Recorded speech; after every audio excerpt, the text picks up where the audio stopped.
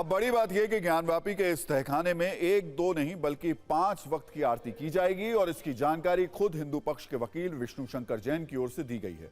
इसका पूरा time table क्या है ये भी देख लीजिए। सबसे पहले सुबह 3:30 बजे व्यास तहखाने में मंगला आरती की जाएगी। इसके बाद दोपहर 12 बजे भोग आरती का समय निर्धारित किया गया है। आज ये आरती भी की गई। फिर दोपहर के बाद में आरती शाम 4 बजे होगी और इसके बाद सायंकाल आरती शाम 7 बजे आयोजित होगी और आखिर में रात 10:30 बजे व्यास तहखाने में शयन आरती की जाएगी। व्यास तहखाने में पूजा शुरू होने पर हिंदू पक्ष के लोगों में कितनी खुशी है और वो इसे कैसे जाहिर कर रहे हैं, सबसे पहले इसे एक रील में देखते हैं।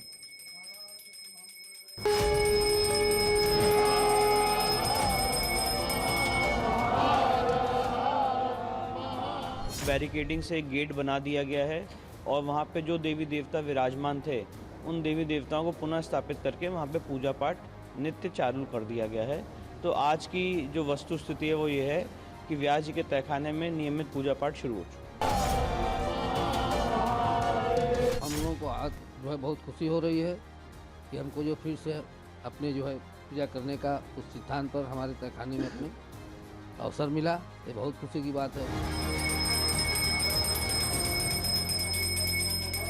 वहाँ पर समझ लीजिए कि 5 पुजारी थे मंदिर के ट्रस्ट के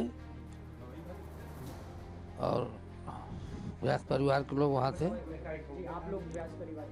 जी, व्यास परिवार के लोग थे हम लोग।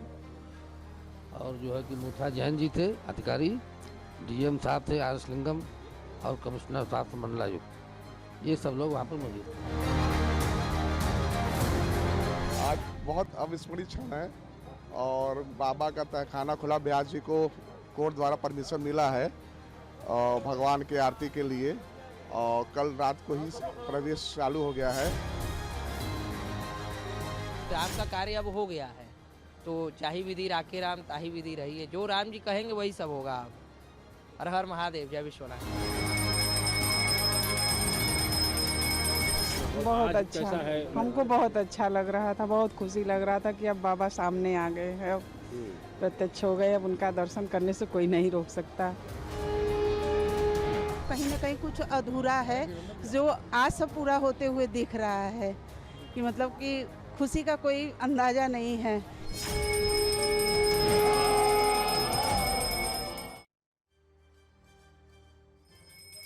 ज्ञानवापी के जिस तहखाने में आधी रात को घंटी और शंख के साथ पूजा पाठ किया गया, उस तहखाने पर आपको सत्ता के ऐतिहासिक तथ्यों वाली कुंजी भी दिखा देते हैं। दरअसल ज्ञानवापी में मौजूद इस तहखाने में सोमनाथ व्यास का परिवार वर्ष 1993 तक पूजा करता था, लेकिन अयोध्या के वर्ष 1992 के विवाद के बाद नवंबर 1993 में इस व्यास तहखाने में पूजा पाठ बंद करवा दिया गया और दावा है कि यह सब कुछ हुआ उत्तर प्रदेश में तत्कालीन मुलायम सरकार के आदेश पर। इसके बाद 30 वर्षों तक तहखाने में कोई पूजा नहीं हुई, लेकिन सितंबर 2023 में सोमनाथ व्यास जी के नाती शैलेंद्र व्यास ने कोर्ट में एक याचिका दायर की। इस पर सुनवाई हुई और फिर 17 जनवरी को व्यास तहखाने को जिला प्रशासन ने अपने कब्जे में ले लिया। बुधवार को इस पर कोर्ट का बहुत बड़ा आदेश आ गया और 31 साल बाद व्यास तहखाने में फिर से पूजा पाठ शुरू हो गई। हालांकि मुस्लिम पक्ष ने इस पर रोक लगाने के लिए सुप्रीम कोर्ट में याचिका दायर की थी, जिसे अदालत ने खारिज कर दिया और हाईकोर्ट में जाने का निर्देश दिया। अब ज्ञानवापी मस्जिद इंतजामिया कमेटी ने हाईकोर्ट का रुख किया है।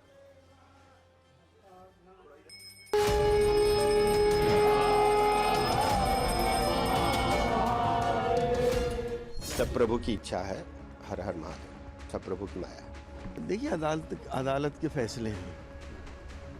अब इसमें जाहिर है दूसरा पक्ष भी अदालत में जाएगा, सुप्रीम कोर्ट जाएगा और जो भी सही होगा वो करा जाएगा। बहुत इल्यूजन सा पैदा कर दिया गया है, रिपोर्ट कुछ है और मीडिया में कुछ है। पुनः शुरू करवाया है, वहाँ पहले से हो रही थी। व्यास परिवार पूजा कर रहा था, उसको रोकना नहीं चाहिए था। वहाँ नहीं हुई, एक भी सुनिए, एक भी एविडेंस दिखा दें कि यहाँ पर व्यास जी का कब्जा था, जो कहिएगा सो। एक भी डॉक्यूमेंट दिखा दे। क्या ऐसी अर्जेंसी थी कि 17 तारीख को आप जिला अधिकारी के सुपुर्द में देते हैं, उसके बाद में आप 31 तारीख को रिटायर हो रहे हैं और उस दिन पूजा पाठ की बात देते हैं, क्यों देते हैं? भगवान शंकर जी का आशीर्वाद है और उनकी निगाह में ये सारी चीज़ें हैं। जो ये काम हो रहा है बिल्कुल सही हो रहा है। ज्ञान वापी के बाद भगवान कृष्ण की जन्मभूमि तक ये सारे मामले जाएंगे। अभी अब बाबा का उद्धार अभी बाकी है।